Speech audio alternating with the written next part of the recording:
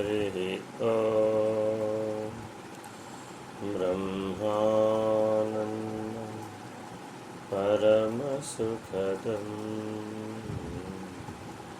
केवलं ज्ञानमूर्तिं नमस्कार सर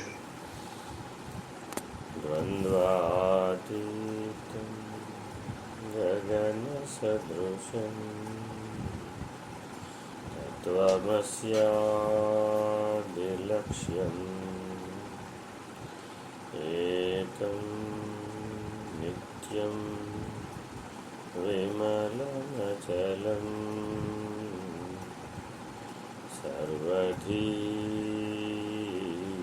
साक्षिभूतं भावातीतं त्रिगुणरहितं सद्गुरुं तं नमामि। नमो ब्रह्मादिभ्यो ब्रह्मविद्या सम्प्रदाय कर्तृभ्यो वंश ऋषिभ्यो महाभ्यो नमो गुरुभ्यः। सर्वोपप्लवरहित प्रज्ञानघन प्रत्यगर्थो ब्रह्मैवाहमस्मि। अहं पदार्थरहितः सदाशिवसमारम्भां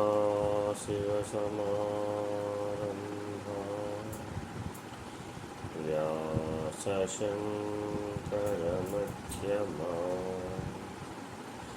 अस्मदाचार्यपर्यन्तां वन्दे गुरुपरम्पराम्। हरिः ओम्। श्रीगुरुभ्यो नमः। हरिः ओम्। नारायण नारायण।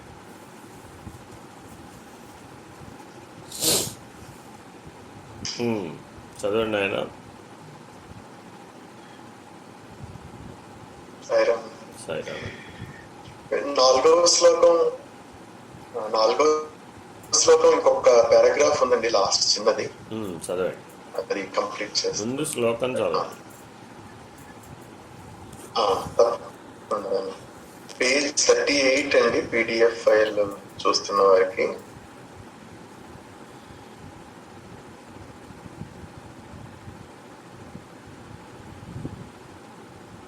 సతి కేవలః స్వయం ప్రకాశతే యాత్మా మేఘాపాయే అంశుమానివ.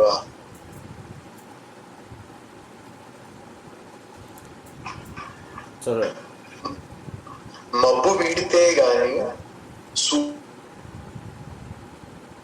సూర్యుడు అజ్ఞానం తొలగితే గాని ఆత్మదర్శనం కానేరదు. మీ ఆడియో క్లారిటీ లేదు, సగం సగం వినపడుతుంది.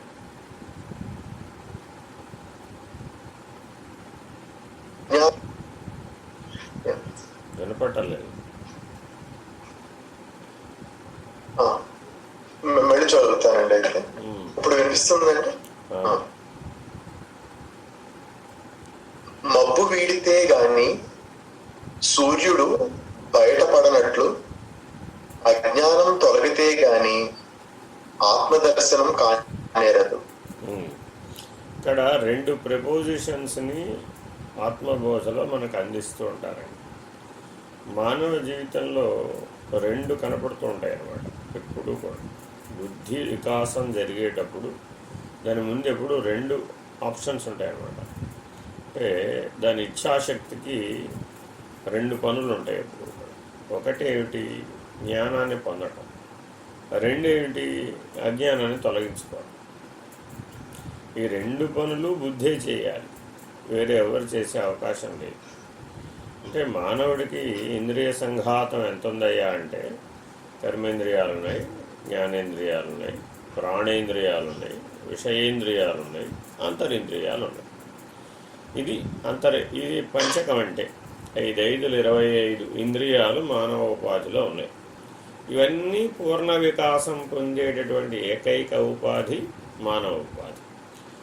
కొన్ని జీవరాశులలో కర్మేంద్రియ వికాసం వరకే ఉంటుంది, కొన్ని జీవరాశులలో జ్ఞానేంద్రియ వికాసం వరకు వస్తుంది, కొన్ని జీవరాశులలో విషయేంద్రియ వికాసం వరకు కూడా వస్తుంది, కొన్ని జీవరాశులలో కొద్దిపాటి అంతరింద్రియ వికాసం కూడా ఉంటుంది.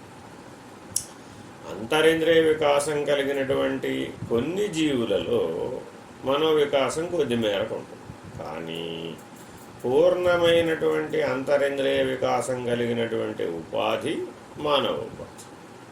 కానీ మానవోపాధికి వచ్చినప్పటికీ మానవుడు ఆ ఇతరత్ర జీవరాశులలో ఉన్న సమస్త జ్ఞానాన్ని కలిగి ఉండటం వలన ఆయా జీవరాశుల యొక్క జీవన చక్రం కంటే మానవోపాధి యొక్క జీవన చక్రం వైశాల్యం ఎక్కువ ఉండటం వలన వాటన్నింటినీ స్వాధీనపరచుకోగలిగే జ్ఞానం కలిగి ఉండటం వలన ప్రకృతిలో ఉన్నటువంటి అన్ని శక్తులను గుర్తించగలిగేటటువంటి సామర్థ్యం కలిగి ఉండటం వలన ఇన్ని అవకాశాలు సమస్యలు పరిష్కరించుకోగలిగే శక్తి ఉండటం వలన మానవుడు ప్రకృతిలో రాజుగా ఉన్నాడు. మానవుడు ఎకో పిరమిడ్లో శీర్షంలో ఉన్నాడు అన్నమాట. ఈ ఆత్మబోధన మనం మొదటి నుంచి గమనిస్తూ జాగ్రత్తగా అనుసరిస్తూ ఆత్మనిష్ఠలో అయ్యే ప్రయత్నం చేస్తున్నాం. ఎప్పుడైనా గుర్తుపెట్టుకోవాలి, ఏదైనా ఒకటి బాగా విచారణ చేసి, బాగా అధ్యయనం చేసి, బాగా సాధన చేసి దాని యొక్క లక్షణాన్ని, దాని యొక్క నిర్ణయాన్ని గుర్తుపట్టే స్థాయికి వస్తే జ్ఞానం. దానిని నిజ జీవితంలో అమలు చేసినప్పుడు అజ్ఞానం తొలగుతుంది. నేను తెలుసుకున్నానండి, చదువుకున్నానండి, బాగా తెలుసండి నాకు అంటే అజ్ఞానం తొలగదు. తెలుసుకోవడం అనేది కేవలం ఒక పార్ట్, అంటే ఒక భాగం మాత్రమే. దానిని నిజ జీవితంలో సాధనపూర్వకంగా నువ్వు అనుభవించినప్పుడు మాత్రమే, జీవించినప్పుడు మాత్రమే ఆ లక్షణం, నిర్ణయం నీకు స్వానుభవంలో కలుగుతుంది. స్వానుభవంలో కలగడం అనేటటువంటిది మానవుడికి చాలా చాలా చాలా చాలా ముఖ్యమైనటువంటిది. ఎందుకంటే ఎంతోమంది సాధకులు కేవలం తెలుసుకోవడం అన్న ప్రక్రియ దగ్గరే అనేక జన్మలు గడిచిపోతూ ఉంటుంది. తెలుసుకున్న దానిని గనక మనం ఆచరిస్తే, నిజ జీవితంలో గనక అమలులో పెడితే దాని యొక్క జ్ఞానానుభవం కలుగుతుంది. జ్ఞానానుభవం కలగకుండా పూర్ణం రాదు, పూర్ణత్వం సిద్ధించదు.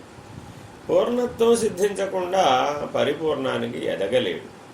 మరి ఇవాళ ప్రపంచంలో అనేక గురుపీఠాలలో, అనేక సాంప్రదాయిక పీఠాలలో, అనేక అంశాలలో మనం పరిశీలించినట్లయితే ప్రాథమికమైనటువంటి అంశాలన్నింటినీ కొరవడిపోతుంటాయి.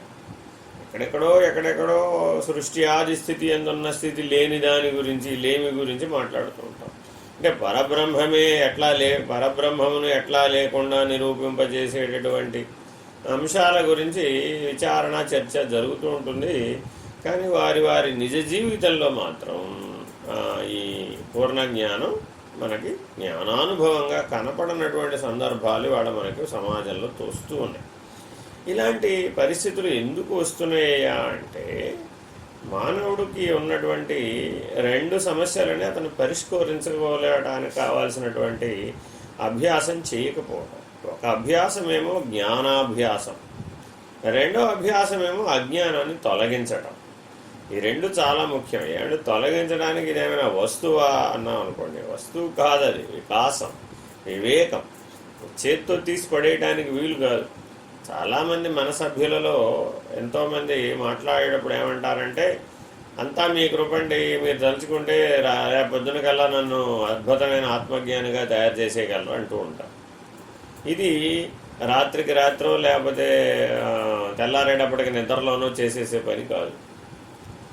నీకు తెలియజెప్పడం చాలా ముఖ్యం. ఆ తెలియజెప్పినటువంటి స్థాయి నీకు వచ్చి ఇది నేను అమలు చేయగలను, ఇది నేను సాధించగలను అనేటటువంటి నమ్మకం నీకు ఏర్పడి నీవు దాంట్లో ప్రయత్నించి ఆ ప్రయత్నశీలతలో నువ్వు కృతకృత్యుడు అయ్యేటట్లు మార్గదర్శనం చేసి ఆ కృతకృత్యత వలన నీకు పూర్ణ జ్ఞానం కలిగేటట్లు చేసేటటువంటి క్రమమైనటువంటి విచారణా క్రమం, క్రమమైన సాధనా క్రమం. అప్పుడు ఈ రెండింటి బలం వలన నువ్వు ముక్తి అన్న స్థితిలో ఉండగలుగుతావు. బాగా గుర్తుపెట్టుకోవాలి, ముక్తి అన్నటువంటి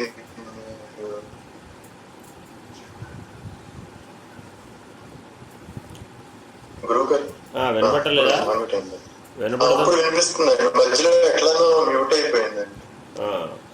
కాబట్టి జాగ్రత్తగా గమనిస్తే ఈ రెండు అభ్యాసాలని తప్పక మనం సాధకులందరూ ముక్తి మోక్షం అనేటటువంటి లక్ష్యంలో చేయడమేముండదండి. అంటే ఇది చేస్తే ముక్తి వస్తుంది రాదు, ఇది చేస్తే మోక్షం వస్తుంది రాదు. కేవలం అలా ఉండటం వలన, ఆ స్థితిలో ఉండటం వలన మాత్రమే నీకు అది నిర్ణయం అవుతుంది. ముక్తి మోక్షం అనేవి చరమ దశలో ఉన్నటువంటి నిర్ణయాలు. అందువలన మనం క్రమంగా గమనిస్తే ఆత్మబోధని ఒక్కొక్క శ్లోకంలో జ్ఞానాన్ని అభ్యాసం చేయడం ఎట్లా, అజ్ఞానాన్ని దూరం చేయడం ఎట్లా అన్న రెండు అభ్యాసాలని క్రమానుగతిశీలంగా మనకి బోధిస్తూ ఉన్నారు. చదవండి. అజ్ఞానం తొలగగానే ఆత్మ స్వయం ప్రకాశం గనుక తనకు తానుగా ప్రకాశిస్తుంది. మనస్సు అనేది పెరుగుకొండలో విచారణ అనేది కవ్వము వేసి చిలికనచో జ్ఞానం అనే వెన్న పుడుతుంది. జ్ఞానము కలుగగానే ఆత్మానుభూతి లభిస్తుంది.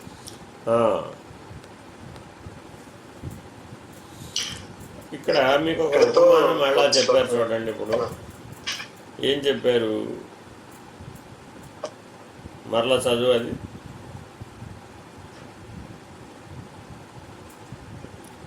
మనస్సు అనేటటువంటి పెరుగు కుండలో చిలకాలి అన్నారు, మథనం చేయాలి అన్నారు.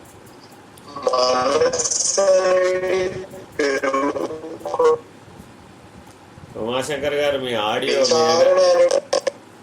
ఆడియో క్లారిటీ లేదు.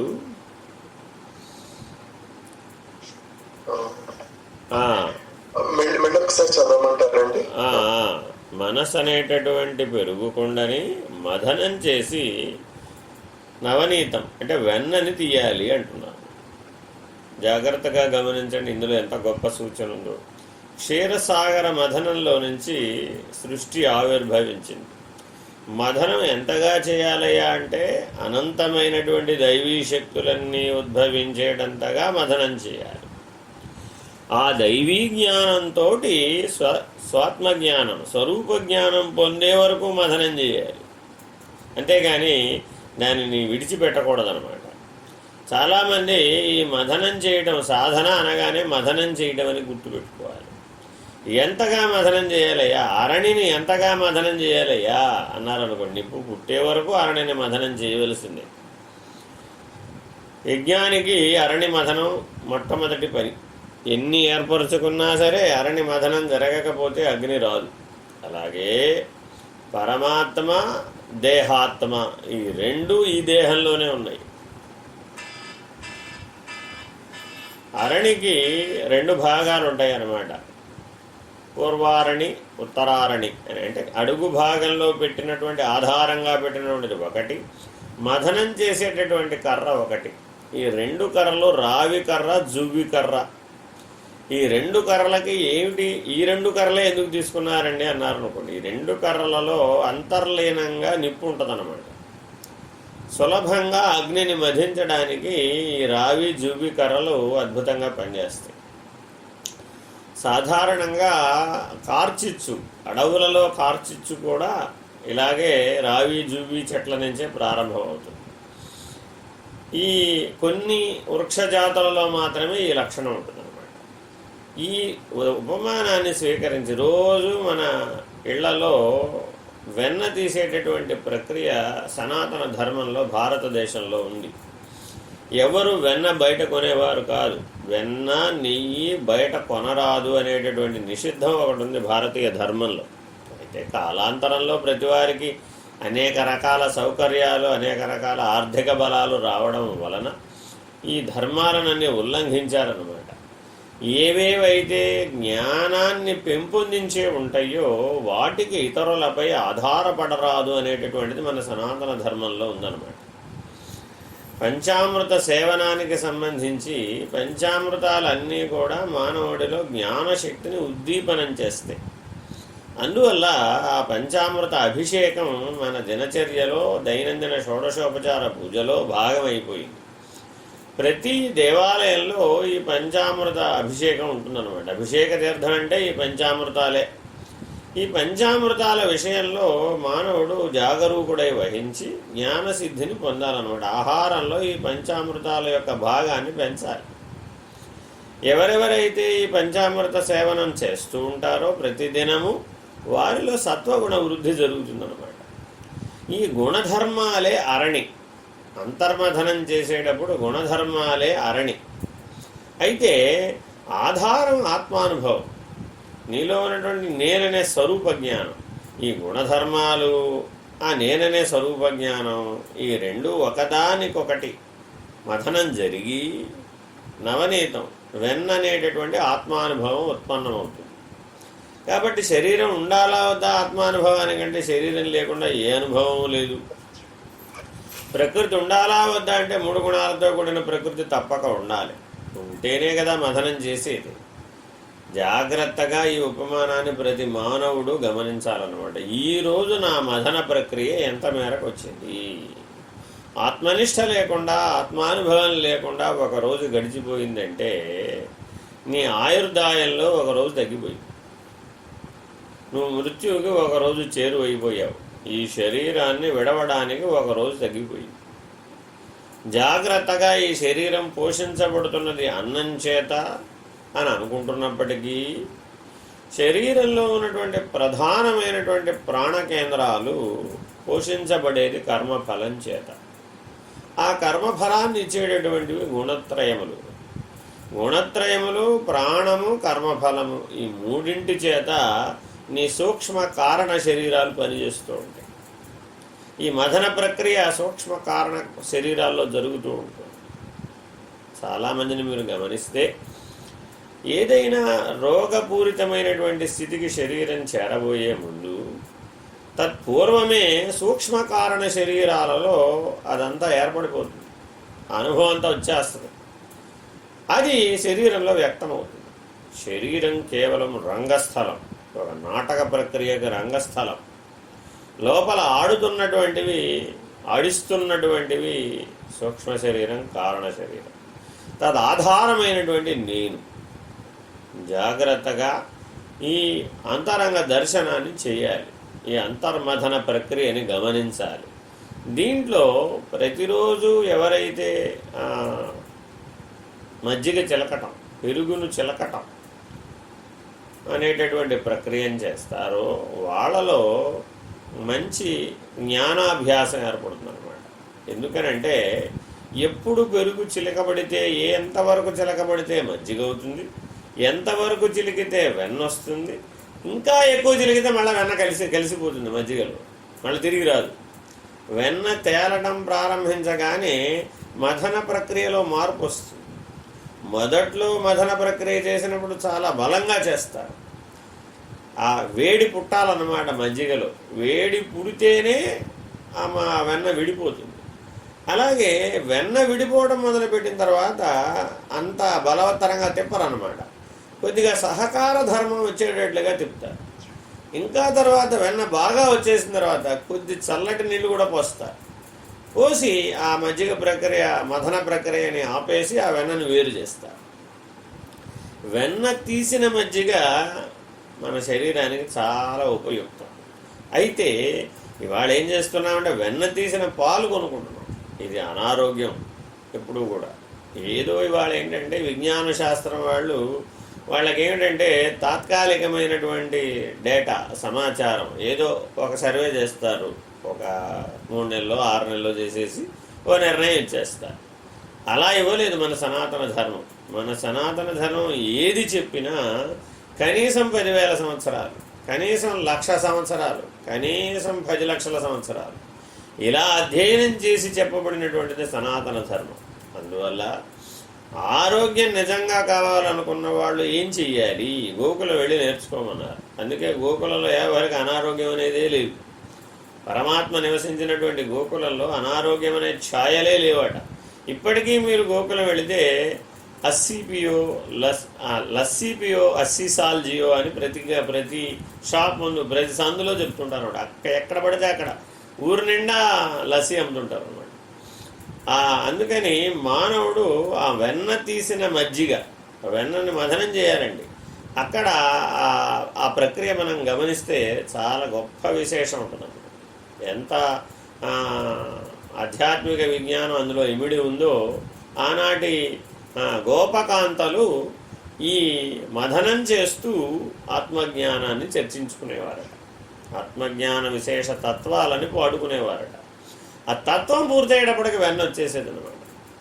ఆ తత్వ సిద్ధిగా వెన్న లభించేసేది అనమాట. రోజు ఉదయం 40 నిమిషాల పాటు ఇదే ప్రక్రియని గోకులంలో గోపకాంతలందరికీ సాధనగా పరమాత్మ ఉపదేశించాడు. వాళ్ళందరూ ఎవరూ వేద విధులు కాదు, అయినప్పటికీ ఆత్మవిధులు. వారెవరూ వేదాభ్యాసం చేయలేదు, వాళ్ళు ఘనాపాటిలు కాదు గోపకాంతలు ఎవరు కూడా. కానీ సర్వస్వ శరణాగతి చేత ఆత్మవిధులయ్యారు. జాగ్రత్తగా గమనిస్తే శాస్త్రవిధుడవడం కంటే ఆత్మవిధుడవడం మానవుడికి అత్యంత అవసరం. ఈ సత్యాన్ని ఈ మథన ప్రక్రియను సూచించడం ద్వారా చెప్తున్నారు. చదవండి. జ్ఞానము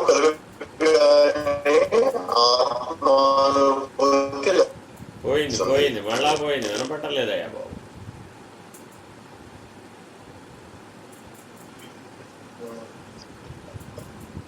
శ్రీకాంత్ గారు మీకు ఎట్లా వినిపిస్తుందండి? లేకపోతే కృష్ణప్రసాద్ గారు అంటే ఆడియో ఎటుపక్క మాకు వినిపిస్తానండి బాగా. అయితే గురువు గారి కనెక్షన్ మీది కూడా కొంచెం రెడ్ గా వస్తుందండి గురువు గారు. అది అటుపక్క కొంచెం కనెక్షన్ ఇది లేదండి. అంటే నెట్ వీక్గా ఉందంటారా? అవునండి. సరే, ఓకే.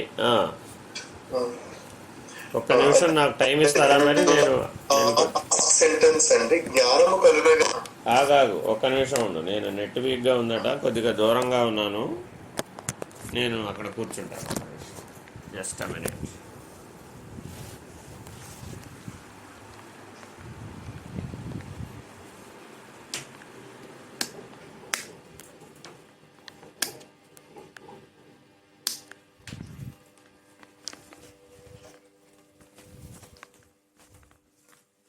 ఇవాళ సీట్ మారాను, అదేమో కొద్దిగా దూరంగా ఉన్నట్టుంది. ఇప్పుడు చూడండి, ఇజ్ ఇట్ ఓకే? బాగుందండి.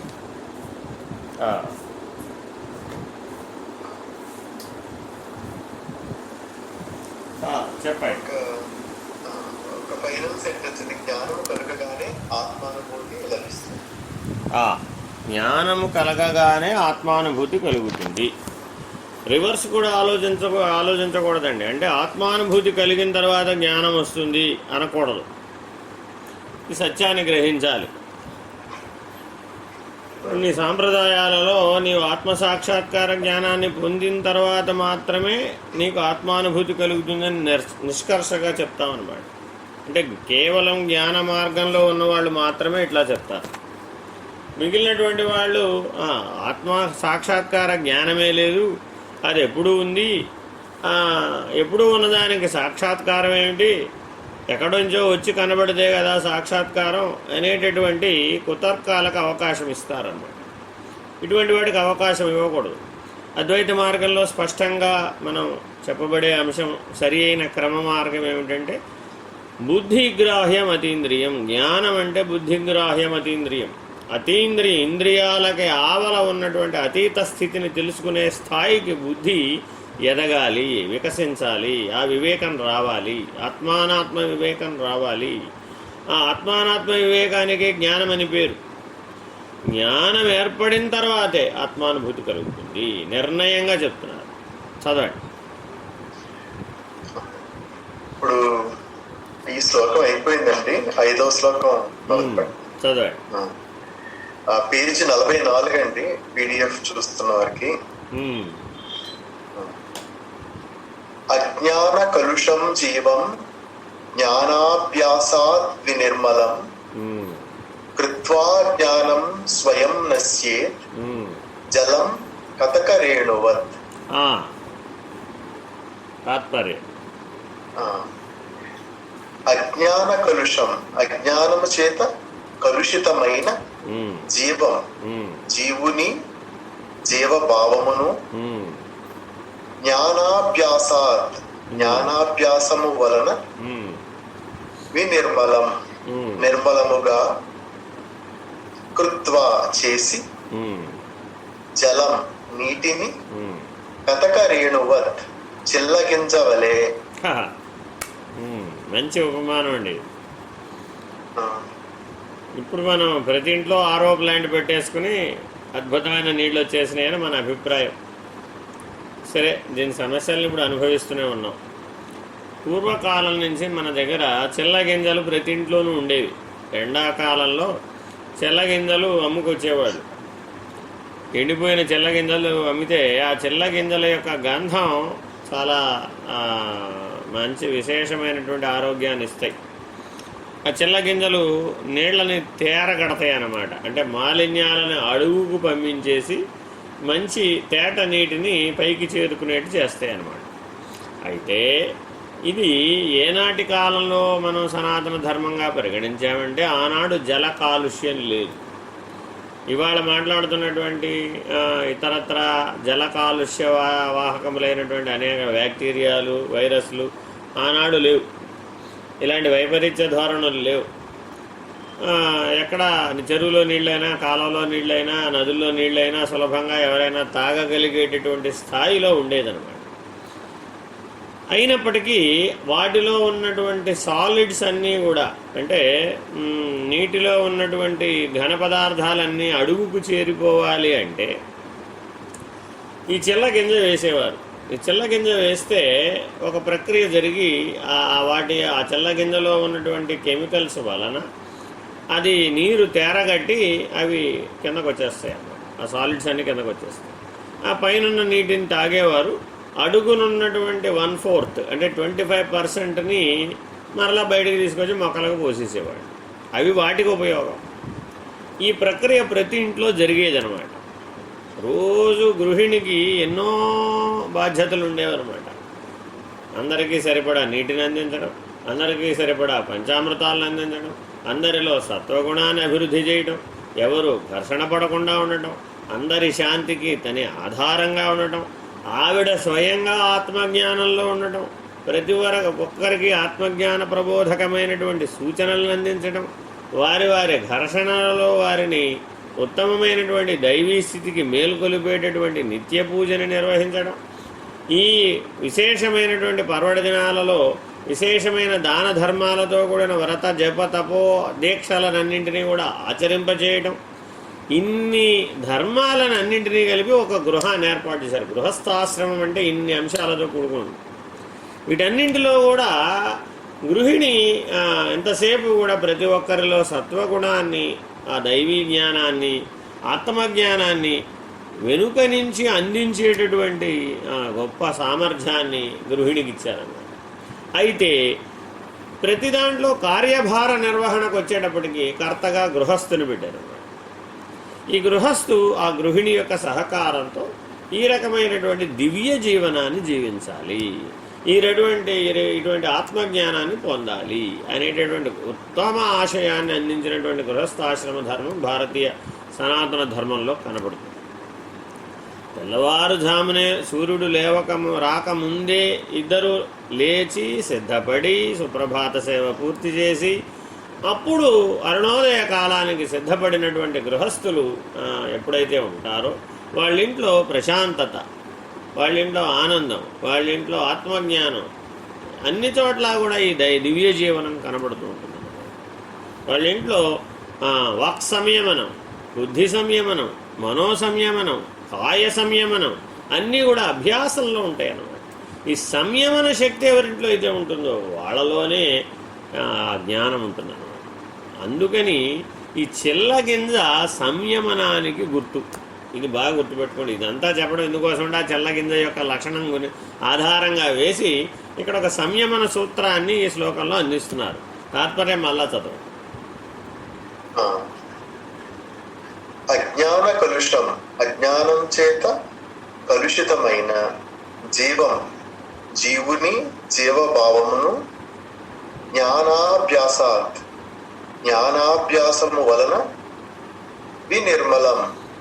నిర్మలముగా కృత్వా చేసి జలం నీటిని కతక రేణువత్ చిల్లగించవలే జ్ఞానము స్వయం తనకు తానే నశ్యేత్ కనిపించకుండా పోతుంది.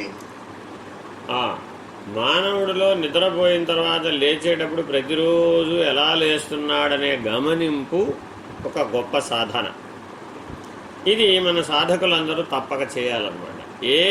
ఏ మార్గం వాళ్ళైనా సరే, కర్మ మార్గం, భక్తి మార్గం, యోగ మార్గం, జ్ఞాన మార్గం, ఎవరైనా కావచ్చు.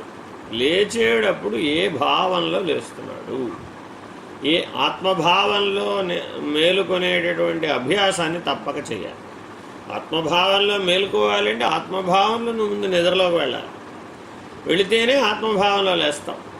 లేకపోతే మానవులందరూ ప్రతిరోజు ఏదో ఒక సంస్కార విశేషం చేత మేల్కొంటాడు, ఏదో ఒక వాసనాబలం చేత మేల్కొంటాడు, ఏదో ఒక గుణబలం చేత మేల్కొంటాడు. ఈ బలములన్నీ నిన్ను జీవభావం అనే సంగత్వ దోషాన్ని కలిగిస్తుంది.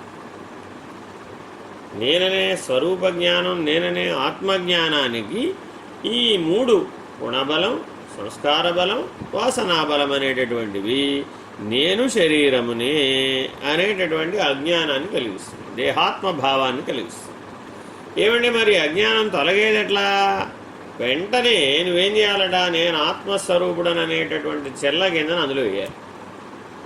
వేయగానే ఆ చెల్లగింజ ప్రభావం చేత నీటిలో ఉన్న మాలిన్యాలు అడుగుకు పోయి స్వచ్ఛమైన నీరు పైకి తేలి నీకు ఉపయోగించడానికి అనువుగా, తాగడానికి యోగ్యంగా ఎట్లా అయితే మార్చిందో, నేను ఆత్మస్వరూపుడు అనేటటువంటి స్వరూప జ్ఞానం నీ భావనామయ ప్రపంచమైనటువంటి జీవభావాన్ని అడుగుకు తోసేస్తుంది. ఎంత అడుగుకు తోసేస్తున్నాయి అంటే పైకి రాకుండా నిరోధిస్తుంది. అప్పుడు నీ వ్యవహార కాలంలో నేను ఆత్మస్వరూపుడననే భావంలో స్థిరంగా ఉంటావు, అవ్యవహారీగా ఉంటావు. అదే లక్షణం కళలో కూడా వస్తుంది, అదే లక్షణం నిద్రలో కూడా వస్తుంది.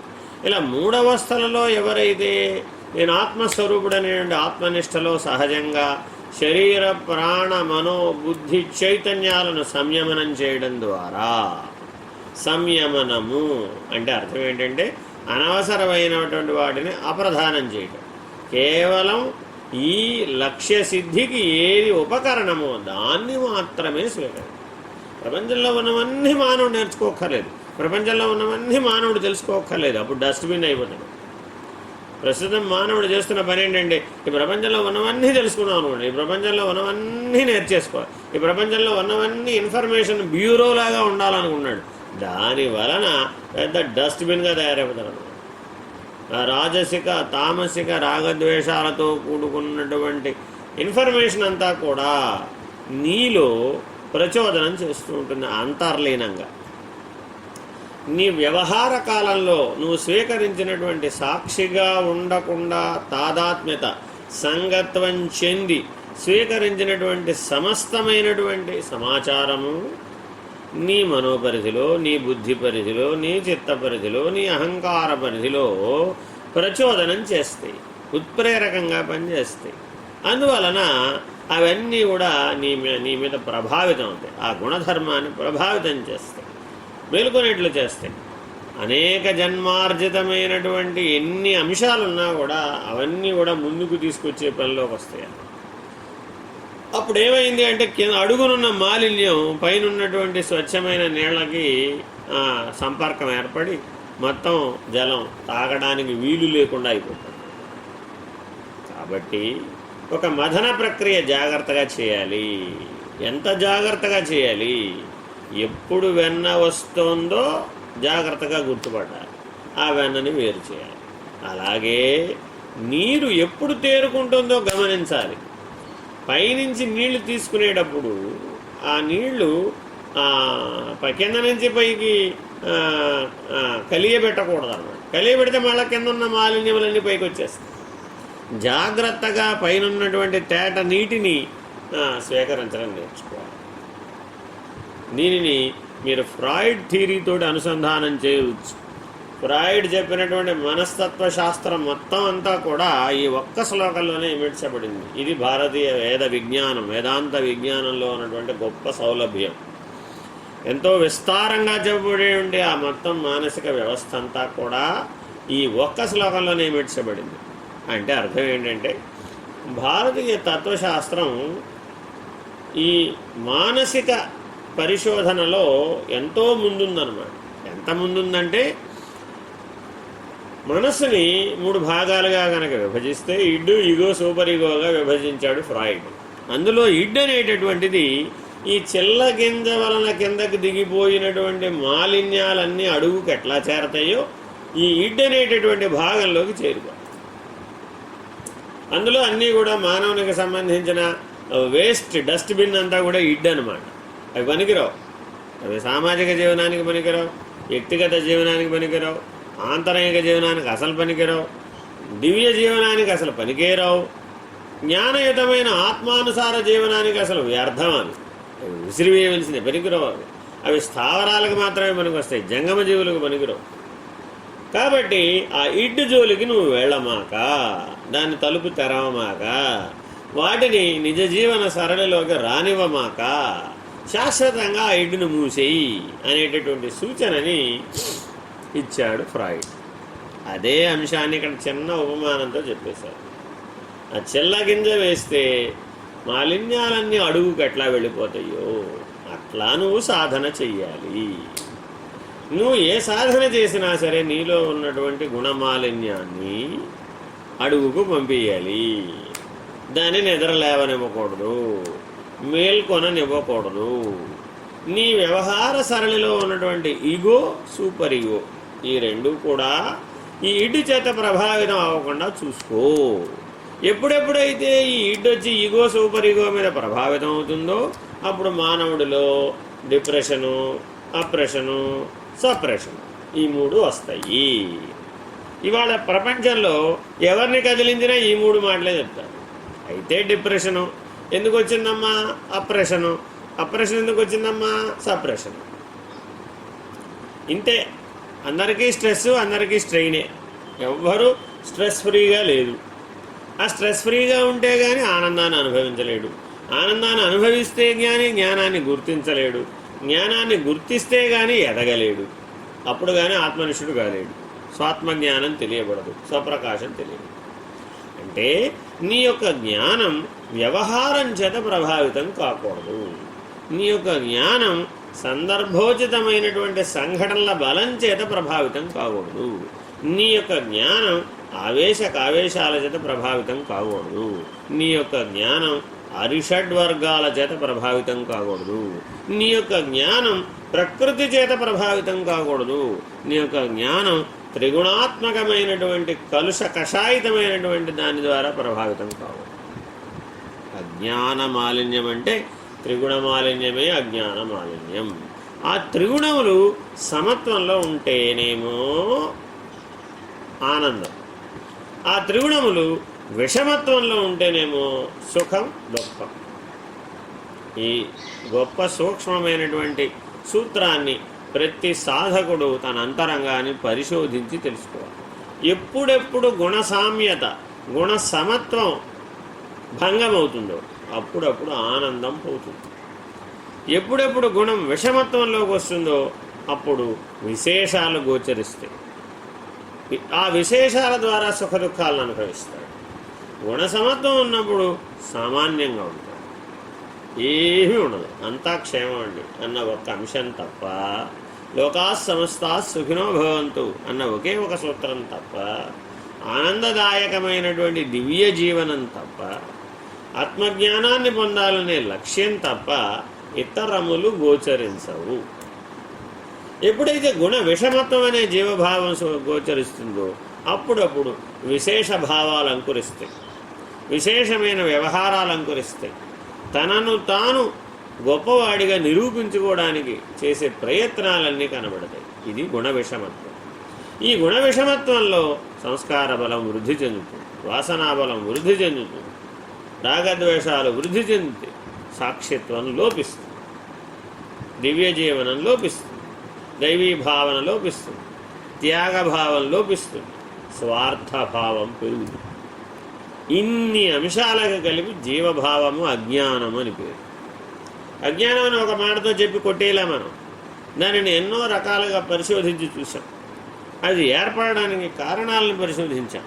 దానికి పరిష్కారాన్ని కూడా ప్రతి శ్లోకంలో సూచిస్తున్నారు. చదవండి. అజ్ఞానం చేత కలుషితమైన జీవుని జీవభావాన్ని జ్ఞానాభ్యాసం నిర్మలం చేస్తుంది. ఎట్లా చేస్తుందో చూద్దాం.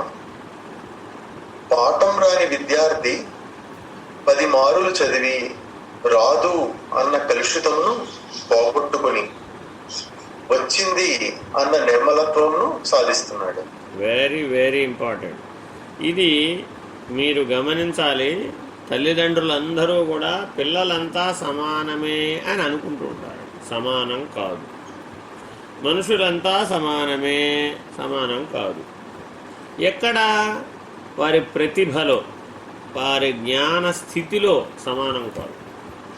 అంటే జ్ఞానం అంటే ఇప్పుడు ఏ జ్ఞానం అంటే బుద్ధి చైతన్యాన్ని తెలుసుకోవడం అనేటటువంటి జ్ఞానయోగ మార్గం గురించి మాట్లాడుతున్నాం.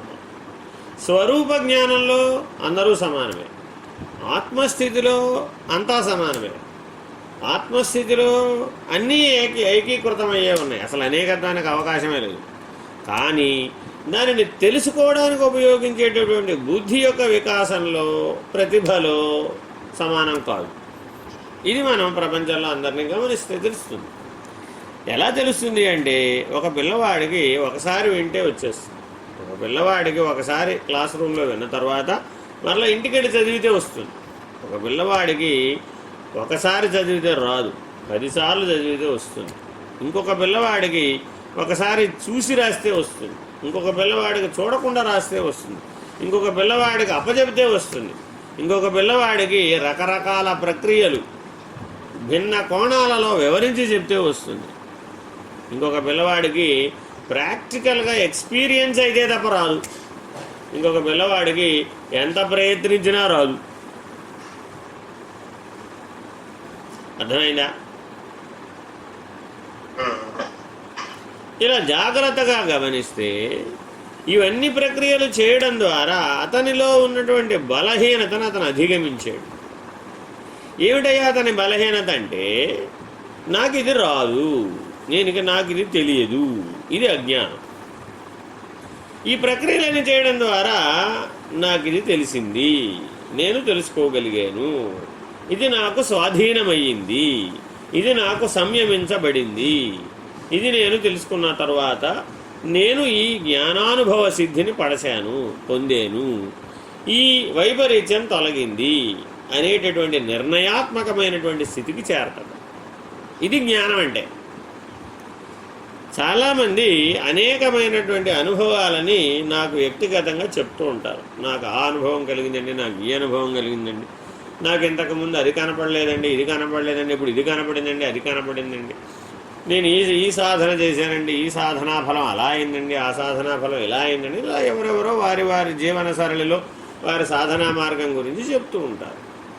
అయితే నేను అందరికీ వేసేటువంటి ఒక సమానమైనటువంటి కామన్ క్వశ్చన్ ఏంటంటే, సరే ఇప్పుడు ఇది కనపడింది, లేదు ఇప్పుడు ఇది తెలిసింది, లేదు ఇప్పుడు ఇది అనుభవం అయింది, నీకేం నిర్ణయం అయింది,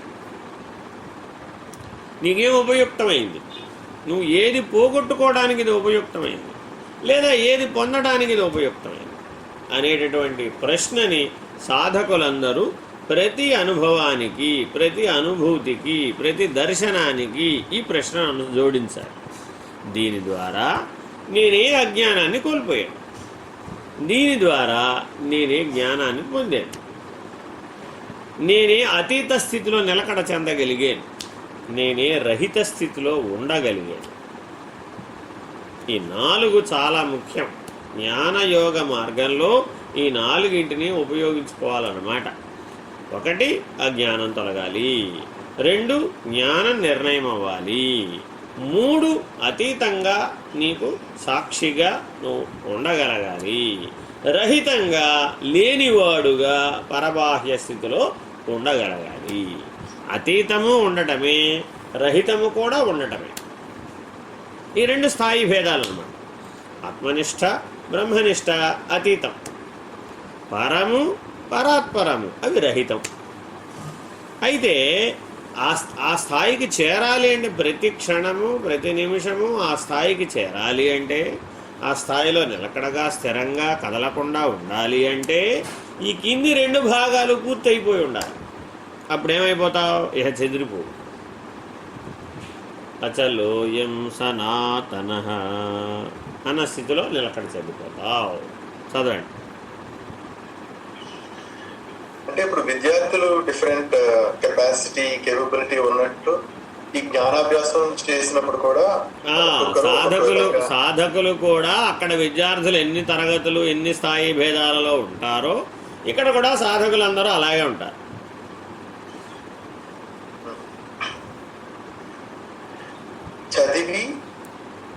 చదివి రాని మనస్సును వచ్చినదిగా మార్చి ఇది సాధిస్తున్నాడు. అట్లే జీవునిగా ఊహింపచేసే అజ్ఞానంలో కలుషితమైన మనస్సును జీవోనాహం శుద్ధోహం ప్రత్యేక భిన్న బ్రహ్మైవాహం, నేను జీవుడను కాదు, శుద్ధ స్వరూపుడను, ప్రత్యక్షంగా అనుభవిస్తున్న సచ్చిదానందల క్షణాత్మకమైన బ్రహ్మమునే అని విచారణ చేసి ఈ లక్షణాలని గుర్తుపట్టాలండి. ఇవి లక్షణాలు. జీవో నాహం, నేను జీవుడను కాదు. నాహం దేవో, నేను దేవతను కాదు. జీవో నాహం, నాహం దేవో, దేవతను కూడా కాదు. మరెవరు? నేను సచ్చిదానంద స్వరూపుడను, నేను శుద్ధుడను, నేను నిత్యుడను, నేను బుద్ధుడను, నేను జ్ఞానస్వరూపుడను. బుద్ధుడంటే జ్ఞానస్వరూపుడు అని అర్థం అండి. బద్ధత లేనివాడు ఎవరో వాడు బుద్ధుడు. ఇలా స్వరూపజ్ఞాన లక్షణాలైనటువంటి బ్రహ్మ లక్షణాలని, సర్వవ్యాపక సర్వసాక్షి అయినటువంటి బ్రహ్మ లక్షణాలను గుర్తుపట్టాలి. అక్షర పరబ్రహ్మయోగం, భగవద్గీతలో అక్షర పరబ్రహ్మయోగాన్ని నిజ జీవితంలో సాధకుడు గుర్తుపట్టాలి. అక్షర పరబ్రహ్మయోగం చదువుకున్నంత మాత్రాన జ్ఞానివి కావు, తెలుసుకున్నంత మాత్రాన జ్ఞానివి కావు. ఆ లక్షణాలను నీ అవస్థాత్రయంలో నిలబెట్టుకోవాలి, నీ అవస్థాత్రయంలో సహజమవ్వాలని. అలా ఎప్పుడైతే నీకు సహజమైందో అప్పుడు నువ్వెవరు అంటే బ్రహ్మనిష్ఠుడు. అందుకని క్షరపురుషుని యొక్క పద్ధతిని వివరించింది భగవద్గీత, అక్షర పురుషుని యొక్క పద్ధతిని వివరించింది, పురుషోత్తమ ప్రాప్తి గురించి చెప్పింది. ఇంకేం చెప్పింది? ఈ క్షర అక్షర పురుషోత్తమ నిర్ణయాన్ని పొందడానికి కావాల్సినటువంటి విభాగ న్యాయాలని చెప్పింది. క్షేత్రజ్ఞ విభాగ యోగం, శ్రద్ధాత్రయ విభాగ యోగం, గుణత్రయ విభాగ యోగం, ఇట్లా విభాగ న్యాయాలను అందించిందనమాట మనకు. చివరిది మోక్ష సన్యాస యోగం, అది జ్ఞానషట్కంలో. కాబట్టి చివరి 6 అధ్యాయాలని చదివి తెలుసుకుని ఎక్కడ గుర్తుపట్టాలంటే వాటిని అంటే నిజ జీవితంలో గుర్తుపట్టాలి. నీ అంతరింద్రియాలు ఏ విభాగ న్యాయంతో వ్యవహరిస్తున్నాయో నువ్వు గుర్తుపట్టగలగాలి. ఇది జ్ఞానయోగ మార్గం.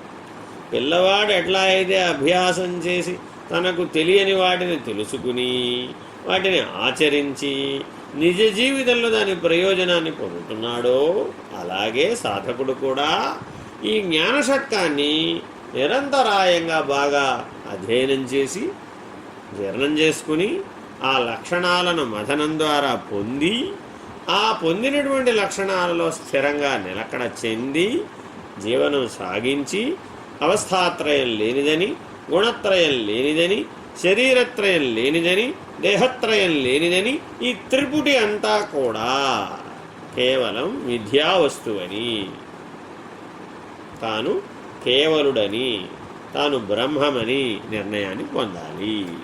చదవండి.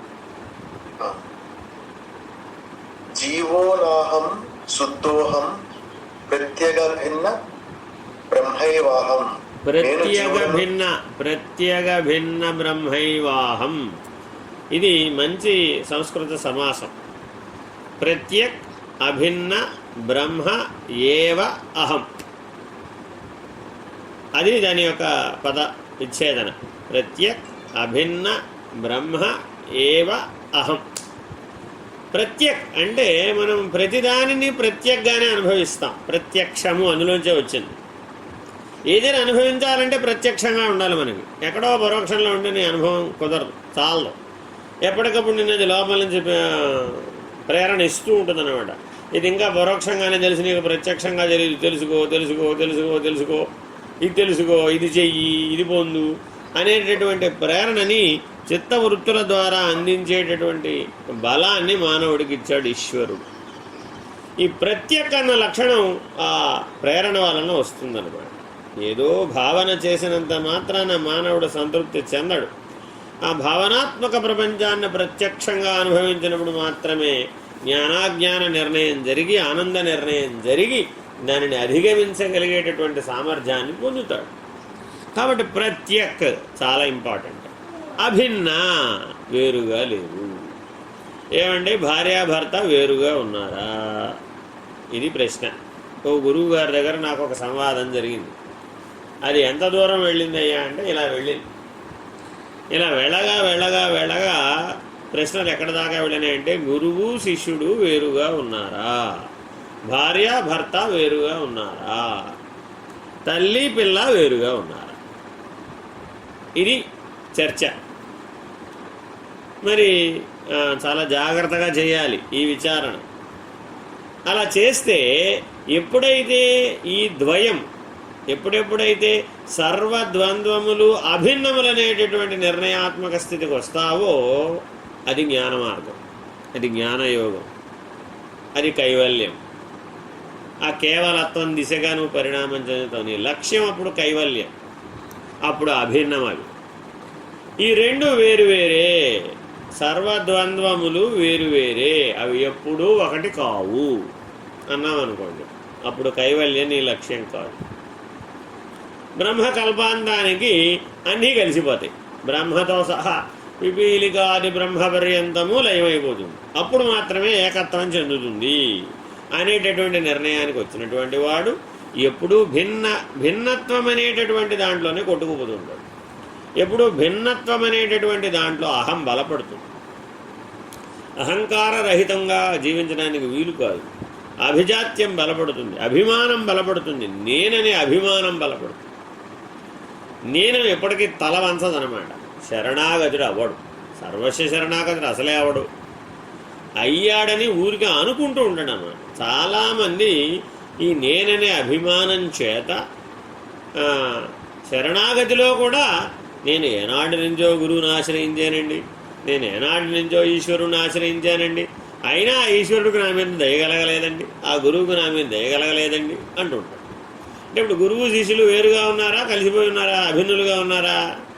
అట్లాగే అన్ని మానవ సంబంధాలు అంతే. ఇక అందరూ ఆత్మస్వరూపులుగా, ఏకస్వరూపులుగా, సాక్షి స్వరూపులుగా జీవించేటటువంటి ఉత్తమ జ్ఞాన లక్షణం కృతయుగం. మిగిలిన రెండు మధ్యమ జ్ఞాన లక్షణం. ఇప్పుడు కలియుగంలో అధమ జ్ఞాన లక్షణం. ఇక్కడ భిన్నత్వమే ఎక్కువ. అందుకే భారతదేశ రాజ్యాంగంలో ఈ వాక్యం రాయబడిందండి. అందుకే ఈ వాక్యానికి అంత విశేషమైనటువంటి అర్థం ఉందన్నమాట. భిన్నత్వంలో ఏకత్వం, ఇదే భారతీయ సనాతన ధర్మ సూత్రము అని భారతదేశ రాజ్యాంగంలో రాయబడింది. చూడటానికి అన్నీ వేరువేరుగా కనబడినట్లుగా ఉంటుంది, కానీ అన్నిటి యొక్క లక్షణము ఒకటే. లక్షణము రీత్యా, జ్ఞానము రీత్యా అని ఒకటి. ప్రత్యేక అభిన్న. బ్రహ్మ, బ్రహ్మము అంటే బృహత్ శబ్దం నుంచి బ్రహ్మం వచ్చింది. సర్వవ్యాపకము, ములుగురుచ్చ సందులేక ఉండుట. మామూలు తెలుగులో చెప్తే బ్రహ్మము అంటే ఏమిటయ్యా? ములుగురుచ్చ సందులేక ఉండుట. ఉండుట, దానికి ఏ కదలికలు ఉండవు. అది లేని చోటు లేదు, అది లేని ప్రదేశం లేదు, అది లేని కాలం లేదు. దేశం చేత కానీ, కాలం చేత కానీ, పరిణామం చేత కానీ అది ప్రభావితం కాదు. కదలదు, వదలదు, విరుగదు, కరుగదు, ఒరుగదు, మొరుగదు. ఈ లక్షణాలు ఏవి లేవు దానికి. తద్బ్రహ్మేతి అంటుంది. బ్రహ్మం అంటే తత్, రెండు సమానార్థకాలే. ఏవం, ఏవం అన్నది చాలా ముఖ్యమైనటువంటి ప్రత్యయం అండి. సంస్కృత సమాసాలలో ఏకాక్షర శబ్దాలు కూడా ఉంటాయి. ఒక అక్షరం చెప్పినా కూడా శబ్దమే. ఏవం అంటే ప్రత్యక్, అభిన్న, బ్రహ్మ, ఏవం. చూడండి, ఈ మూడిటిని గుర్తుపట్టి, గుర్తు లక్ష్యం చెప్తున్నాడండి. ప్రత్యక్, మొట్టమొదటి విడివిడిగా ఉన్నాయని తెలుసుకో, ప్రత్యక్షంగా ఉన్నాయని తెలుసుకో, అవి అభిన్నమని తెలుసుకో, అవి బ్రహ్మమని తెలుసుకో. ఏవం ఏకం, ఇదంతా కైవల్యంలో ఒకటే. ఇప్పుడు చదవండి. నేను జీవుడను కాదు, శుద్ధ స్వరూపుడను, ప్రత్యక్షంగా అనుభవిస్తున్న సచ్చిదానంద క్షణాత్మకమైన బ్రహ్మమునే అని విచారణ చేసి విషయ ప్రవర్తనలో జీవరూపం కంటే గొప్పదైన తన రూపమును దర్శించి. రెండు రూపాలు ఉన్నాయని చెప్తున్నాడు చూడండి. ఇప్పుడు ఒకటి స్వరూపం, రెండవది విషయ రూపం. ఇప్పుడు దీన్ని విషయంగా అనుభవిస్తున్నాడా, స్వరూపంగా అనుభవిస్తున్నాడా? స్వరూపంగా ఉన్నాడు అనుకోండి, ఆత్మజ్ఞానం. విషయంగా ఉన్నాడు అనుకోండి, భిన్నం. ఈ భిన్నత్వంలో ఏమైపోయాడు? వేరుగా ఉన్నాడు. భోగ్యము వేరుగా ఉంది, భోగి వేరుగా ఉన్నాడు. లడ్డు వేరుగా ఉంది, తినేవాడు వేరుగా ఉన్నాడు. ఆనందించేవాడు వేరుగా ఉన్నాడు. ఇప్పుడు ఆనందాన్నిచ్చే వస్తువు వేరుగా ఉంది. అన్య వస్తువుని అపేక్షించి దానిని అనుభవించడం ద్వారా తాను ఆనందాన్ని అనుభవించాడు. ఇది విషయం, ఇది విషయ రూపం, ఇది జీవభావం. ఆనంద లక్షణం స్వరూపం, జ్ఞాన లక్షణం స్వరూపం. ఇది నా స్వరూపం. ముహూర్త కాలంలో వివాహం చేసేటప్పుడు ముహూర్తానికి చాలా ప్రాధాన్యత ఉంటుంది. ఏమిటయ్యా ప్రాధాన్యత అంటే అందరూ సకల దేవతలు ఆ సమయానికి ఆశీర్వదిస్తారంటారు. ఆ సమయానికి బ్రహ్మరంధ్ర స్థానం మీద ఇద్దరు హస్తమస్తక సంయోగం అనేటటువంటి దీక్ష ద్వారా ఒకరిలో ఉన్న జ్ఞానాన్ని మరొకరిలోకి ప్రవేశపెడుతున్నారు. ఈ హస్తమస్తక దర్శన స్పర్శన దీక్షలు అప్పుడు జరుగుతున్నాయి అన్నమాట. తద్వారా నీవు నేను ఏకము, ఎక్కడ స్వరూప జ్ఞానంలో అభిన్నము అనేటటువంటి నిర్ణయాన్ని అంతమంది బ్రహ్మవేత్తల సమక్షంలో పొందుతున్నారు. అందుకని దానికి ఆ ముహూర్తానికి విశేషం అని చెప్పాను. ఎప్పుడెప్పుడైతే జ్ఞానం గుర్తించబడుతుందో ఆ జ్ఞాన లక్షణానికి విశేషంగా చెప్పాము. దానికి చాలా కాలంలో ప్రాధాన్యత ఇచ్చాం. జ్ఞానం ద్వారా జరపబడే ఏ వ్యవహారమైనా కూడా నీ స్వరూపాన్ని తెలియజేస్తుంది. కాబట్టి ఎప్పుడూ కూడా మానవ సంబంధాలలో జ్ఞాన లక్షణంతో చూసి ఏకత్వాన్ని పొందాలి, అభిన్న స్థితిలో ఉండాలి, బ్రాహ్మీభూత స్థితిలో ఉండాలి, సచ్చిదానంద లక్షణంతో ఉండాలి. చదవండి. విషయ ప్రవర్తనలో జీవరూపం కంటే గొప్పదైన తన రూపమును దర్శించి నిలుపుకొని క్రమంగా జ్ఞానమును అంటే ఎరుకను సాధించు అభ్యాసం విరామం లేకుండా చేస్తే. విరామం లేకుండా చేస్తే, ప్లీజ్ అండర్లైన్ 10 times.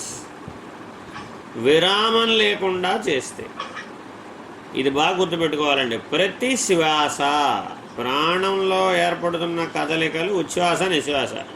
ప్రతి శ్వాస కూడా బ్రాహ్మీభూత స్థితి యందు నిలకడ చెంది విరామం లేకుండా గనక చేస్తే మనం ఏం చేస్తున్నామట, ఉచ్ఛ్వాస నిశ్వాసములు బహిరంగం వైపు, బాహ్య ప్రకృతి వైపు, బాహ్య జగత్తు వైపు వెళ్ళిపోతుంది. ఏ పనిని మనం విరామం లేకుండా చేయడం లేదండి. మన లెక్కలో విరామం అంటే ఏంటంటే శవంలాగా పడుకోవడమే, అదే విరామం. ఆరామము విరామము ఈ రెండు పదాలు ఉంటాయండి మన వేదాంతంలో. స్వరూప జ్ఞానం ఎక్కడ పొందుతావో దానికి ఆరామం అని పేరు. ఆ ఆరామ స్థితిలో స్వరూప జ్ఞానాన్ని పొందాలి అంటే విరామం లేకుండా ప్రయత్నించాలి. ఏ అంశమునందు, ఏ లక్ష్యమునందు నువ్వు విరామం లేకుండా ప్రయత్నిస్తావో దాని సిద్ధిని పొందుతావు, ఆ లక్ష్య సిద్ధిని పొందుతావు. చదవండి. ఇలా చేస్తే మనసును అజ్ఞాన కలుషము నుండి నిర్మలం చేయగలుగుతాడు. Very important. ఆ అజ్ఞానం అంతా, ఆ కాలుష్యం అంతా తొలగిపోతుంది, నీవు స్వరూప జ్ఞానాన్ని పొందుతావు. జలం కథక రేణువర్ చిల్లగించ గంధం తీసి బురద నీటిలో వేస్తే నీటిలోని బురదను గంధం అడుగుకు దింపి తరువాత తాను కూడా అడుగుకు దిగిపోతుంది. ఇది చాలా ఇంపార్టెంట్. చివరి మాట చాలా ఇంపార్టెంట్, ప్లీజ్ అండర్లైన్. చెల్లగింజ గంధం అరగదీసి ఆ గంధాన్ని నీటిలో కలిపి ఆ మిగిలిన చెల్లగింజను కూడా అదే నీటిలో వేస్తే అదంతా తాను చేయవలసిన పనంతా చేసేసి ఈ చెల్లగింజ కూడా అడుక్కు చేరు. అంతేగాని అది పైన ఉండదు. అకర్త. ఏ చెల్లగింజ అయితే జలాన్ని శుద్ధం చేయడానికి ఉపయుక్తమైందో ఆ చెల్లగింజ తనకు తానుగా తన కర్తృత్వాన్ని వదిలిపెట్టి అకర్తగా తాను కూడా మాలిన్యంలో కిందకి చేరి. మానవుడు కూడా అతడకర్త, అసంగుడు, అవిభాజ్యుడు, అప్రమేయుడు, అఖండుడు, అనంతుడు. ఈ అకార శబ్దం చాలా విశేషమండి. అక్షరాణం అకారోస్మి అన్నాడు విభూతి యోగంలో. అకార శబ్దంతో చెప్పేవి వేదాంతంలో స్వానుభవ నిర్ణయాలు అనమాట. అజం, ఎప్పటికీ అసలు పుట్టనే లేదు. ఈ అజం అన్న ఒక్క మాటని వ్యావృత్తి చేస్తే ఒక పెద్ద సిద్ధాంతం అయింది. పరిపూర్ణ సిద్ధాంతం అంతా అజం అన్న ఒక నిర్ణయం మీద ఉంటుంది. నువ్వు ఏది చెప్పినా అది లేదంటాడు. అది ఎప్పటికీ పుట్టలేదు, అసలు పుట్టనే లేని పోవడం ఏంటంటే. కాబట్టి అజం, అవిభాజ్యం, అసంగం, అనంతం, అఖండం, అప్రమేయం, అక్షరం, ఇలా జాగ్రత్తగా పరిణామం చెందాలన్నమాట. అక్షరం నుంచి అజం దాకా. నువ్వు అసలు అక్షరుడినే తెలుసుకోకపోతే అజం అనేటటువంటి స్థితికి ఎలా చేరతావు? అజం అనేది కైవల్యం. నీలో ఉన్నటువంటి నేను స్వరూప జ్ఞానం అక్షరం. అది తప్ప మిగిలినవన్నీ క్షరం. ఈ క్షరమేదో అక్షరమేదో విడగొట్టి చెప్పేటటువంటి జ్ఞానాభ్యాసం చెల్లగింజ. స్వప్రకాశం చెల్లగింజ, స్వరూప జ్ఞానం చెల్లగింజ, స్వాత్మానందం చెల్లగింజ. ఈ చెల్లగింజ అనేటటువంటి జ్ఞానం నీకు ఆ జలాన్ని ఎట్లా అయితే శుద్ధి చేసిందో నీ అంతరంగాన్ని అట్లా శుద్ధి చేసేటటువంటి కథక రేణువత్ దాన్ని సంపాదించాలి. ఇది గురూపదేశం. ఈ చెల్లగింజ ఏమిటయ్యా అంటే గురూపదేశం.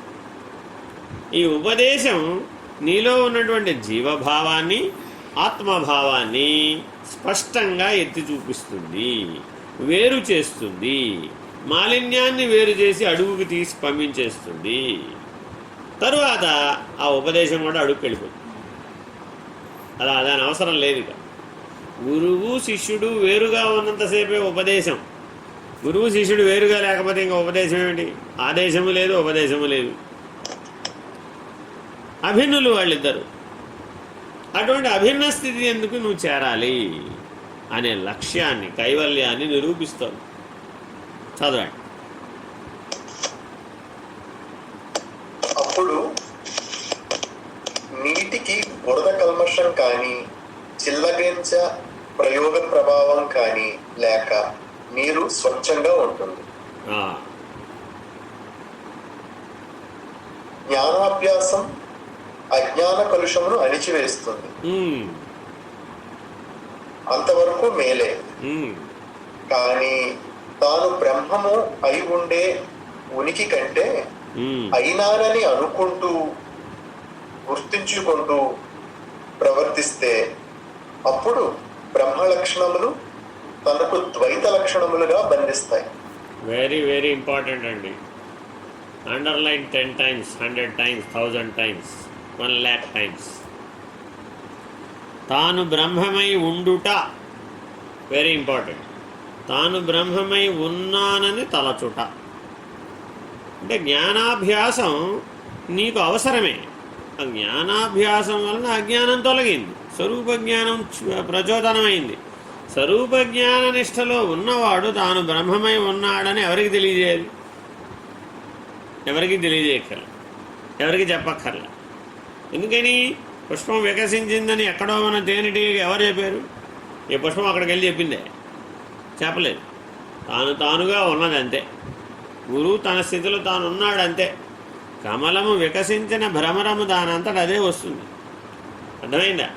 కానీ కమలాప్తుడైనటువంటి సూర్యుడు మరి కమలముల దగ్గరకు వచ్చాడా? కమలములు వికసించడానికి కారణం ఎవరు? సూర్యుడు.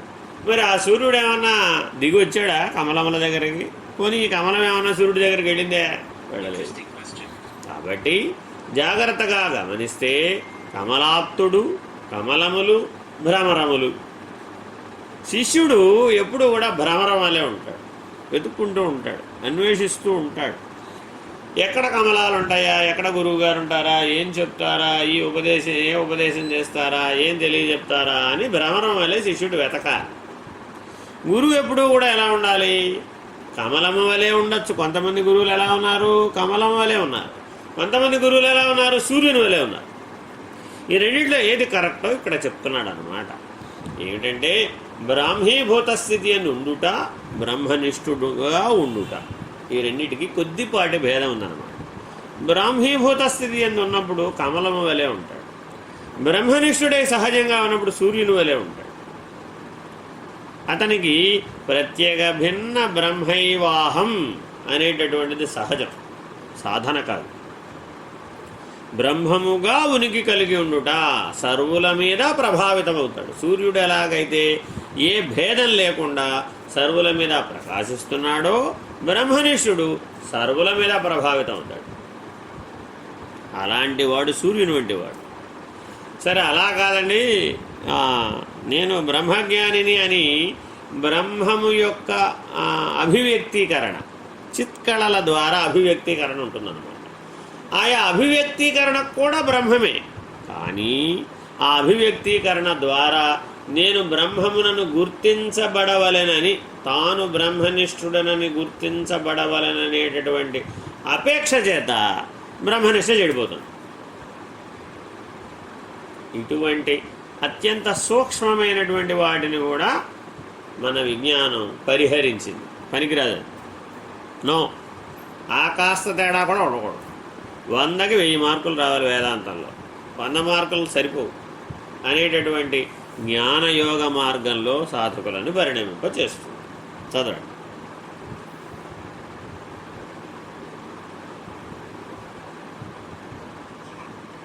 జ్ఞానం అజ్ఞానం వలె బంధించదు.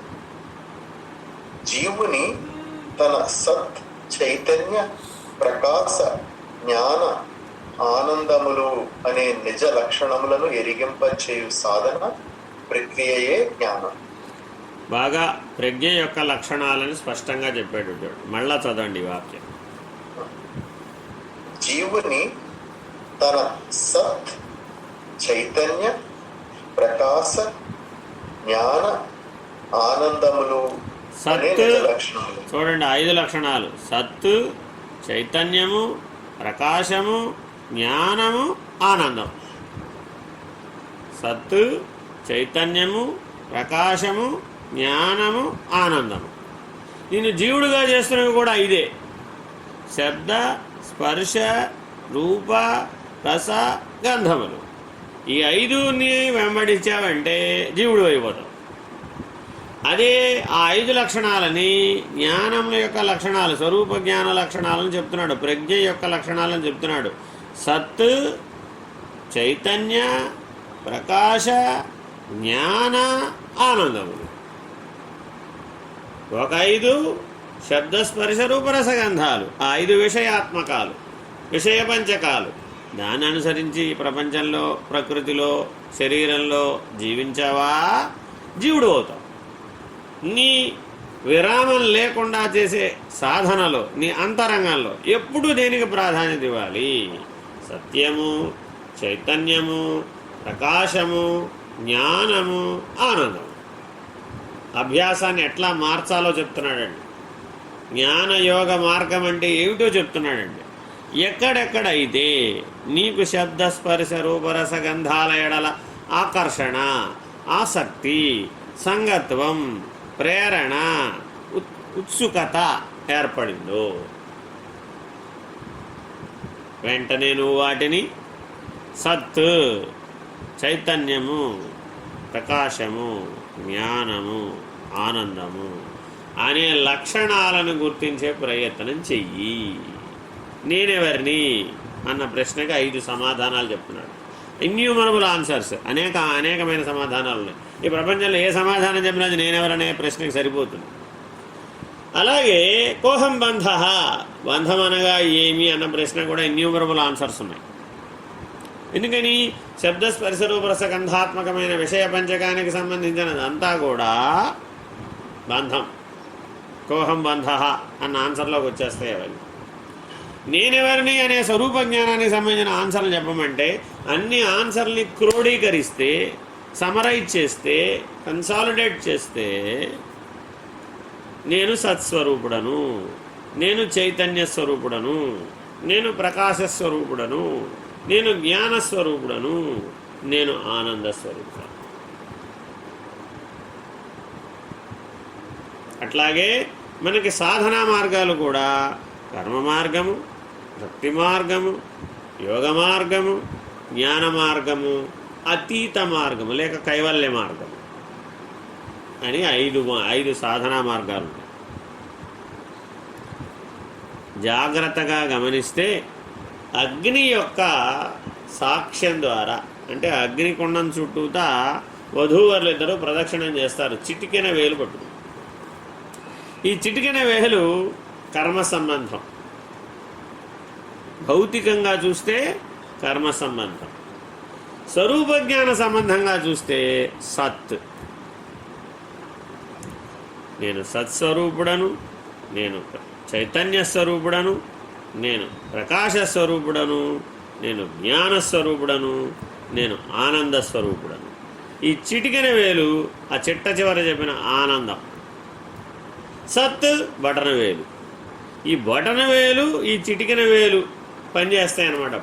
ఆ పట్టుకునేటప్పుడు గట్టిగా పట్టుకోవయ్యా అని పెళ్లి కుమారుణ్ణి హెచ్చరిస్తూ ఉంటారన్నమాట బ్రహ్మవేత్తలు. ఎందుకని? కర్మ ఆనందం. జాగ్రత్తగా గమనిస్తే భక్తి జ్ఞానము. కర్మ పరిణామం చెందే కొద్దీ ఆనంద లక్షణం ఏర్పడుతుంది, భక్తి పరిణామం చెందే కొద్దీ జ్ఞాన లక్షణం ఏర్పడుతుంది. దానికంటే అవతల యోగం ప్రకాశం. యోగం పరిణామం చెందే కొద్దీ ప్రకాశ స్థితికి చేరుతుంది. దానికంటే అవతల జ్ఞాన మార్గం పరిణామం చెందే కొద్దీ చైతన్య స్థితి తెలియబడుతుంది, చైతన్య వికాసం ఏర్పడుతూ ఉంటుంది, చైతన్యంలో పరిణామం జరుగుతూ ఉంటుంది. ఇక ఆఖరిది కైవల్య మార్గం.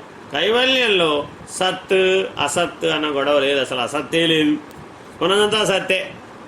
ఇది కైవల్య మార్గంలో పరిణామం చెంది సత్ స్థితి యందు సద్రహితమైపోతాడు. ఆఖరి మెట్టు ఏమిటయా అంటే సద్రహితం, వస్తుమద్రహితం. వేదాంతంలో చెప్పబడేటటువంటి ఉపనిషద్ మార్గంలో ప్రస్థానత్రయ భాష్యంలో చెప్పబడేటటువంటి విశేషాలన్నింటినీ ఈ వ్యాఖ్యలో ఇమిడ్చారు. మానవ జీవితంలో కర్మ మార్గం, భక్తి మార్గం, యోగ మార్గం, జ్ఞాన మార్గం, కైవల్య మార్గం అనేటటువంటి ఈ 5 రకాలైన జీవన విధానాలు ఇమిడి ఉన్నాయి. ఇవి జ్ఞానాభ్యాసాలు. వీటిని శబ్ద స్పర్శ రూప రసగంధాత్మకమైనటువంటి విషయ పంచకం వైపు నడపడమే, విషయ పంచకం వైపు జీవించడమే, విషయ పంచకం వైపు ప్రేరణ పొందడమే, విషయ పంచకం వైపు ఉత్సుకతను పొందడమే, ఆసక్తిని పొందడమే, అనుభవించాలనే భోగ్యంగా చూడటమే జీవభావము. ఈ మార్గాలని, ఈ సాధనల్ని ఉపయోగించి నీవు ఏం పొందాలి? సత్స్వరూపాన్ని పొందాలి, చైతన్య స్వరూపాన్ని పొందాలి, ప్రకాశ స్వరూపాన్ని పొందాలి, జ్ఞానస్వరూపాన్ని పొందాలి, ఆనంద స్వరూపాన్ని పొందాలి. కానీ అసలు క్రమం ఏమిటి అంటే నీ లక్ష్యం సత్తు సద్రహితము. అది నీ కైవల్యంలో, కైవల్య మార్గంలో సత్తు యొక్క నిరూపణే ఉంటుందన్నమాట. సత్తుని నిరూపించి సద్రహితాన్ని చూపిస్తే, బయలును చూపిస్తే నువ్వు లేకుండా పోతావు. అది కైవల్య మార్గం. ఇక రెండవ దానికంటే ఓ మెట్టు కిందకి దిగాం, అది జ్ఞాన మార్గం. ఈ జ్ఞాన మార్గంలో ఏం నిరూపిస్తాం? చైతన్య వ్యావర్తనం. భగవంతుని దశావస్థలు అని భగవద్వచనంలో అవతార్ మెహర్ బాబా నిరూపిస్తారు. ఉన్నదంతా భగవంతుడే అని నిరూపించబడుతుంది ఆ భగవంతుని దశావస్థల వలన. అని చైతన్య వ్యావర్తన సిద్ధాంతం. చైతన్యం వికాసం చెందింది, చైతన్యం వ్యావర్తనం చెందింది అంటాడు ఆయన. ఈ చైతన్య వ్యావర్తన సిద్ధాంతంలో ఈ దశావస్థలలో అంతా కూడా ఇది జ్ఞాన మార్గం. కేవలం చైతన్యం మీదే మాట్లాడతాం అక్కడ. దేహ చైతన్యం, మానసిక చైతన్యం, బుద్ధి చైతన్యం, స్వరూప జ్ఞాన చైతన్యం, ఆత్మ చైతన్యం, సర్వము చైతన్యమే అనేటటువంటి చైతన్యం అనే ప్రమాణం చేత నిర్ణయించబడుతుంది. ఇవన్నీ ప్రమాణములు. సత్ అనేది ఒక ప్రమాణం, చైతన్యం అనేది ఒక ప్రమాణం, మూడవది ప్రకాశం అనేది ఒక ప్రమాణం. ఆ ప్రకాశం అనే ప్రమాణం యోగ సిద్ధులన్నిటికీ చిట్ట చివరి అవధి ఏమిటంటే ప్రకాశం. అన్నీ ప్రకాశంలో కలిసిపోతాయి. స్వాత్మ సాక్షాత్కార జ్ఞానంతో యోగ మార్గం పూర్తి అయిపోతుంది, స్వాత్మానుభూతితో పూర్తి అయిపోతుంది. అక్కడి నుంచి జ్ఞాన మార్గం అందుకుంటుంది. అవధులను కూడా చెప్తున్నారు, ప్రమాణాలను కూడా చెప్తున్నారు, నిర్ణయాలను కూడా చెప్తున్నారు. దానికంటే తక్కువ ఓ మెట్టు కింద భక్తి మార్గం. భక్తి మార్గంలో భక్తుడు వేరే, భగవంతుడు వేరే అనే ద్వంద్వం ఏర్పడి ఉంటుంది. కానీ శరణాగతుడవుతాడు, అహాన్ని తగ్గించుకుంటాడు. త్రిగుణాత్మకమైన అహాన్ని భక్తి అనేటటువంటి తాదాత్మ్యతా భావం చేత తాను శరీరం కాదు, ఒకవేళ ఈ శరీరము జీవనము ఏమైనా ఉన్నా ఇదంతా కూడా ఈశ్వర నియతి చేత నడుపబడుతోంది అని ఈశ్వరుడికి సమర్పించబడినటువంటి నిష్కామ కర్మను ఆచరించడం ద్వారా జ్ఞాన మార్గంలో ప్రవేశిస్తాడు. భక్తి యొక్క పరమావధి జ్ఞానమే, పరాభక్తి జ్ఞానమే అనే నిర్ణయాన్ని కూడా చెప్తున్నాడు. ఇంకో మెట్టు కిందకు దిగాడు, దేహేంద్రియ మనోబుద్ధులలోకి దిగాడు, ఇంద్రియ సామర్థ్యంలోకి దిగాడు. అది కర్మ మార్గం. ఆ కర్మ మార్గపు అవధి ఏమిటయ్యా? ఆనందం. ఎక్కడికి ముగిసిపోతుందయ్యా అంటే ఆనంద లక్షణంతో ముగిసిపోతుంది. ప్రతివాడు ఏ పని చేసినా సరే ఆ పని యొక్క ఫలితం ఆనందం అనే లక్షణంతో ముగిసిపోతుంది. అయితే స్వరూప జ్ఞాన సంబంధమైన, స్వప్రకాశ సంబంధమైన స్వానందానుభూతి ఏదైతే ఉంటుందో అది నిన్ను జ్ఞాన మార్గంలో మేల్కొలుపుతుంది. కాబట్టి కర్మ మార్గము, భక్తి మార్గము, యోగ మార్గము జ్ఞాన మార్గంలోకి చేరి జ్ఞాన మార్గం నుంచి కైవల్య మార్గంలోకి మానవుడు అధిగమిస్తున్నాడు. ఇది అధిగచ్చతి అంటే. ఈ రకమైనటువంటి ప్రయాణాన్ని చాలా జాగ్రత్తగా అందించింది భగవద్గీత. అందుకని ఏ కాలమైనా, ఎన్ని వేల సంవత్సరాలైనా సరే అది నీకు మార్గదర్శనం చేయగలుగుతుంది, నీకు సరైన సూచన వాక్యాన్ని అందించగలుగుతుంది. ఉపనిషత్తులు, బ్రహ్మసూత్రాలు, భగవద్గీత సరి అయినటువంటి జ్ఞాన మార్గ సాధకులు అందరి ఇళ్లలో కూడా మహావాక్య భాష్యం కానీ, దశోపనిషత్తులు కానీ, బ్రహ్మసూత్ర భాష్యం కానీ, గీతా భాష్యం కానీ తప్పక ఉండాలన్నమాట అందరి దగ్గర. మీకు ఏ చంచలనం, ఏ చపలత్వం, ఏ ప్రత్యేక భిన్న స్థితిలో ఉన్నటువంటి మార్పు వచ్చినా సరే తప్పక వెంటనే వీటి యొక్క సూచనలని మన నిజ జీవితంలో వినియోగించుకోవాలి. ఈ రకమైనటువంటి 3 ఐదులు చెప్పారనమాట. ఇప్పుడు జీవభావం అంటే శబ్ద స్పర్శ రూప రస గంధాత్మకమైనటువంటి విషయాత్మకమైనటువంటి భోగ్యభావంతో కూడినటువంటి ప్రపంచం. భోగాయతనం భవేత్, ఇది ఆయతనవాన్ భవతి అని యోగపుష్పం చదువుతారు మంత్రపుష్పం తర్వాత. అది అలా ఉన్నది అని చెప్పడం అనమాట. అది భోగాయతనం కాదు. ఈ ప్రపంచం, ఈ ప్రకృతి, ఈ సృష్టి భోగాయతనం కాదు, స్వరూపజ్ఞానం అని గుర్తు చేస్తుంది ఆత్మజ్ఞానం. ఆత్మబోధ, తత్వజ్ఞానం, తత్వబోధ.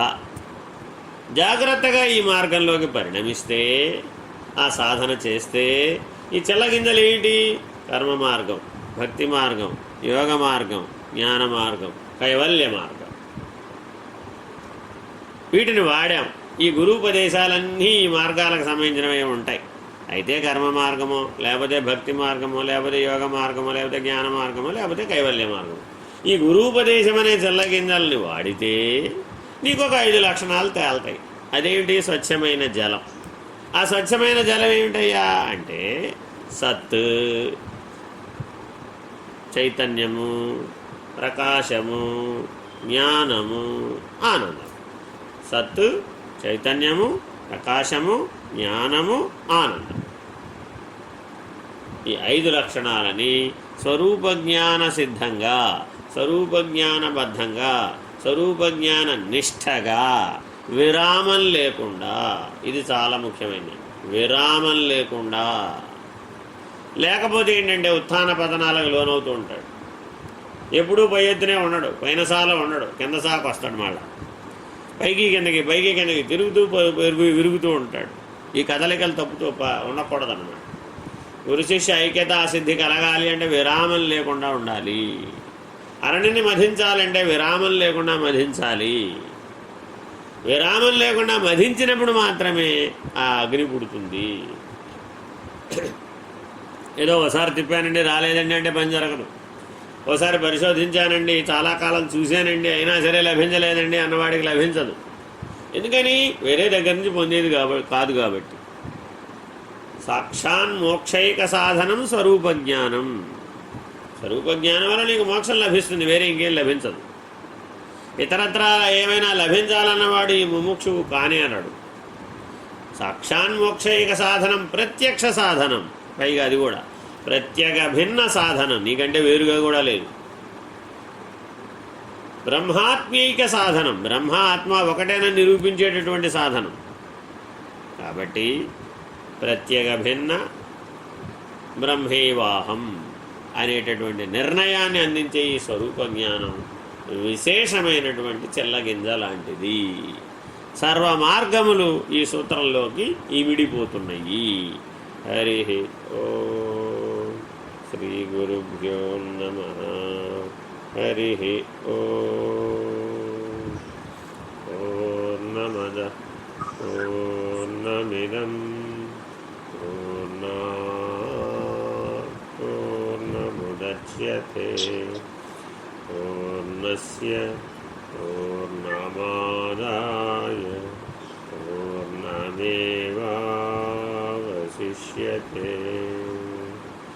ఓం తత్సత్. ఓం శాంతి శాంతి శాంతి. హరి ఓం శ్రీ గురుభ్యో నమః. హరి ఓం. నారాయణ నారాయణ. సాయిరామ్ గురువు గారు. సాయిరామ్.